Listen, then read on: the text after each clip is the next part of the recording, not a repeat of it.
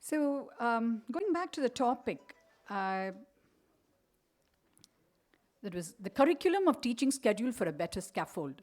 So I couldn't right off the bat understand what exactly it meant. So I thought there is many ways to look at it. But I thought, okay, let us deconstruct. Anything that we don't really understand right off, then we try to break it down.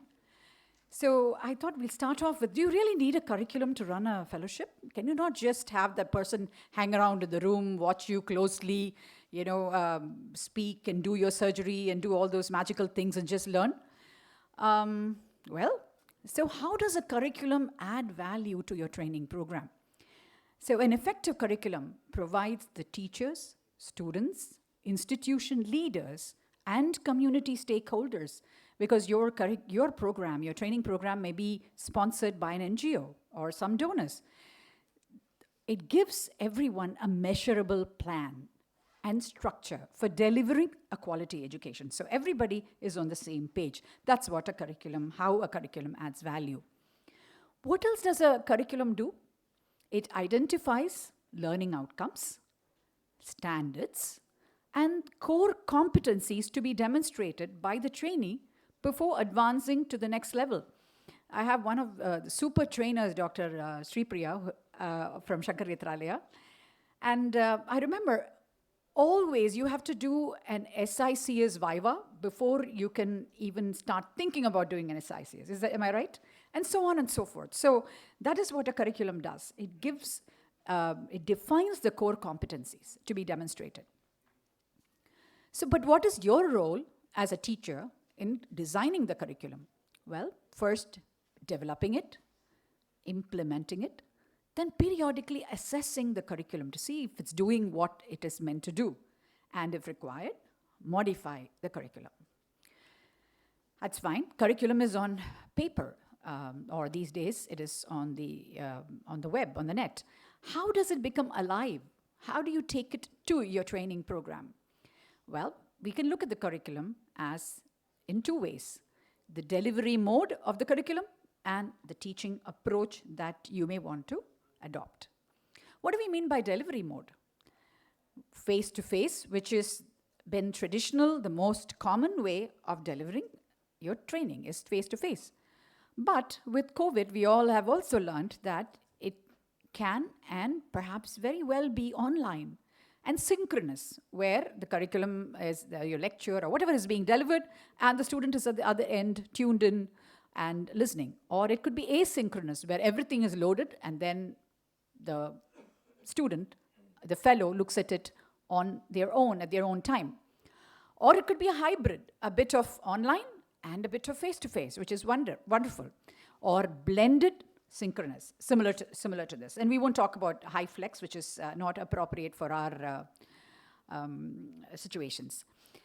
Okay, so those are the several ways in which you can deliver the curriculum. What about the teaching approach? The teaching approach traditionally very often has been teacher-centered, but it can very well be student-centered as well. So what do you mean by teacher-centered? That is, the instructor stands there, provides information to the student. Whereas a student-centered teaching approach, the student builds understanding with guidance of the instructor. So the theoretical support in the teacher-centered is called behaviorism, where the learning consists of inputs delivered to the students and outputs such as performances. You want to see whether what you taught they've understood. So you have a bunch of exams, essays, or presentations by the student, and then you tick off and say, yeah, I think they've learned it. Whereas constructivism is student builds understanding using prior knowledge and new experiences. So you as a teacher first gauge what the student knows, and then you add to it. So the teacher's role in the teacher-centered way of teaching is to just deliver information, measure outcomes. Whereas in the student-centered, it's to provide experiences and guide meaning-making. So in the first one, it's passive learning. They just sit there and take in information, whereas when it's student-centered, it is active learning, and then you ensure that understanding happens. So what are the ways in which we do it traditionally? Yeah, direct instruction, that is it, modeling, where you're the role model, explanation, elaboration, lecture, demonstration. thinking aloud through the processes. As perhaps I'm sitting there and doing a cover test on a squint patient, and I just keep talking the whole time. So that is one way. And then at the end of it, you recap or summarize. Whereas in the student-centered way to deliver something, you do interactive lectures, asking questions, guiding the student thinking. Maybe you have them construct mind maps, prompting and cueing, building a scaffold, thinking collaboratively with their students, and constantly have formative assessment to make sure that they are on the right track. So the assessment, the role eventually in a teacher-centered program is to just sort learners: good learner, poor learner, bad learner, average learner. Whereas here, it is to guide the learner. So when we actually talk of, since this is a session about cataract and glaucoma fellowships, so when you look at the International Council of Ophthalmology, they have come up with a bunch of curricula for several subspecialties, and one of which is a subspecialty training in glaucoma. And so if you do open this, and I hope it opens, and it's a wonderfully developed curriculum. I was part of the pediatric ophthalmology curriculum development, and this defines just everything. It defines the settings, it defines the role of the fellowship program director, how should a faculty be, how exactly should the whole, what facilities and resources should be available. So it is very dynamic. It's not just a list of topics that need to be covered. It really is the setting in which the whole program needs to occur. So that is the ICO curriculum. So going back to the presentation, another excellent curriculum to look at is the Iowa glaucoma curriculum. I'm very proud because I did my fellowship in pediatric ophthalmology from Iowa. And Dr. Allward was there when I was a fellow. This is an excellent curriculum, and you will find that in that, all the topics have been divided into subtopics. The entire gamut of topics of glaucoma are covered, and each one is covered as a video lecture given by Dr. Lee Allward. For instance, if you take something like developmental glaucomas, and there you can see not only is the topic covered, but there's also supplementary material given for each one of these. And so that's what each one looks like. There's an excellent lecture. For example, this is for about 18 minutes, and it covers primary congenital glaucoma. I was looking at curricula in Indian settings, and I came across this very exhaustive curriculum from Narayan Netralia for the fellowship in phacoemulsification and refractive surgery. And this is, again, I think mandatory because it comes under the Rajiv Gandhi University of Health Sciences. And so they require a curriculum to run an accredited program. So there is also phaco by the AIOS. Committees have been formed, curriculum has been circulated, and curricula have been finalized. I was part of the pediatric ophthalmology curriculum. So interpreting the curriculum, for example, if you say developmental glaucoma can be interpreted as a quiz, case presentation, lectures, you can moderate a session, you can have journal clubs on the topic. So that is how a curriculum comes alive. So, but the teacher's role is to share the essential articles, textbook chapters, resources from the internet, and provide his or her own videos or references. Thank you for your patient listening. Thank you, ma'am. Just one question from my side. How often the curriculum should be refreshed, and what you advise in this COVID era, how it should have been changed? Or as far as curriculum revision, it can be quite a tedious process, actually.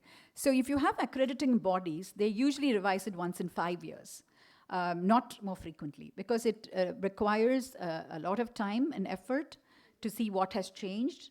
And you need to change it across the board, not just the topics, but the way you deliver the training, how you define the faculty. Everything has to be changed. So once in 5 years would possibly be ideal. The experts could weigh in on this. Yeah. I think it's not only time, basically, the effort required, but also because the curriculum has a cycle, because it takes, to formulate, then to implement and to assimilate that process. Right. Because if you're making changes too much, then you're actually, the process of learning gets disrupted. Right. So as you said, 5 years, but anything between 3 to 5 is a good time. So if you want to do early, 3 years, but again, that's a little too early, and most people will settle for at least 5 years. Yes, yeah. So I think you did a very, I think very nicely, summed up all the things. Thank you. I think that's very good. Another comment is that, you did mention different models of teaching and learning.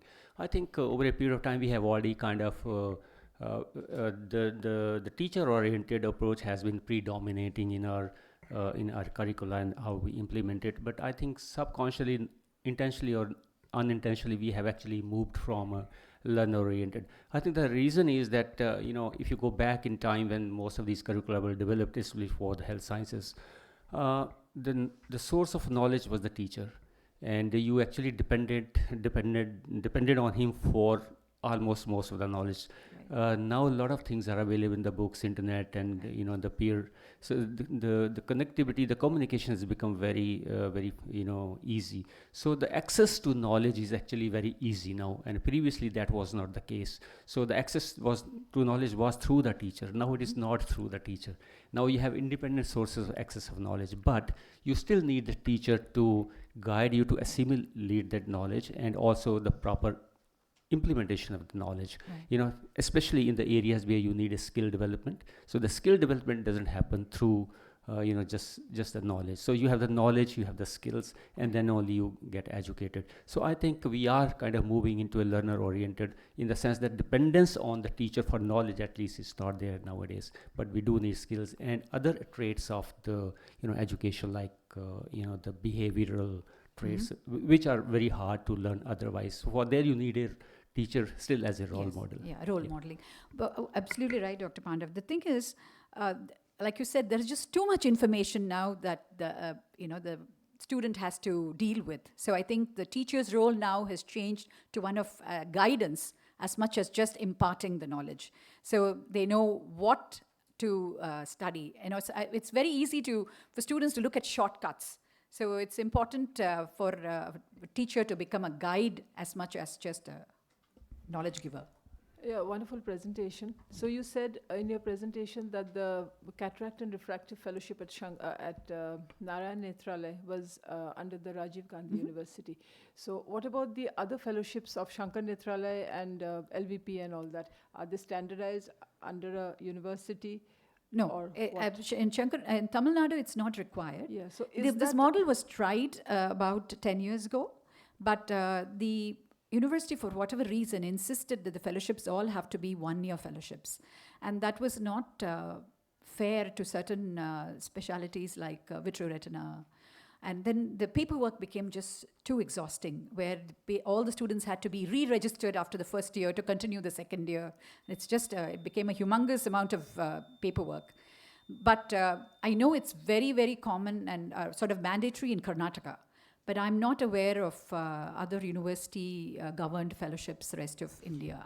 Somebody from LVP can speak. I'm not sure. That's what I wanted to know, because once you do these fellowships, you actually give your 2 years of prime time, and then say you go out, and if that fellowship actually doesn't carry a value or a university accreditation, then maybe one would be choosing one for the other. But the traditional model in India, as I understand, has been that a lot more importance is given to the institute where the training happens, rather than the banner, come under the banner of a university. As opposed to, say, the US, which is the only other one I know, is where it comes under the association. For example, the APOS is what governs all the APOS accredited fellowships. I know we are trying to do that in India. We're trying to bring all the fellowships under the banner of the All India, so that there is standardization and accountability. But I don't think we're there yet. We are on the way there. Yeah, we need to move on for that, actually. Yeah. Thank you. I completely agree, Dr. Meenakshi. Actually, it is so important that, it doesn't matter if you are affiliated with RGHS or anything. I think a fellowship is more of, okay, what you specialized in, that's what the mindset comes, person who's employing you. The next, what they look at, they don't look at other things. First is the character. They'll see the character of the person, and then immediately the skills and the clinical knowledge. I think that is how a normal any private institute would look at, than looking at, okay, is it affiliated with RGHS or anything else? I don't think so that they'll go into those details. I would like to also comment, I know we don't actually document it, but this is a very, very important, is the holistic well-being of a student. that is something that we do, where every student, goes through very regular meditation classes, yoga classes. And this is so important because we don't realize the current generation of students, they go through a lot of stress, and not just students, even any doctor consultant goes through a lot. And it's very important to show that you're with them and help them through that process. Makes a lot of a smooth sailing for a student during the course of a fellowship or training. Can't agree more. We did introduce in Shankara as well the heartfulness trainer, because it's non-denominational, to come and talk to the incoming PGs. PGs are also, being younger and have a lot of cultural adjustments as well, coming from different parts of India. They, are very excited about the dosa on day 1 and 2, and then they only see colored rice or whatever it is, and it really affects them a lot. So, and I know my cultural adjustment when I went to PGI. So, you're right. I think meditation helps a lot, and I think that's a very good point. Thank you.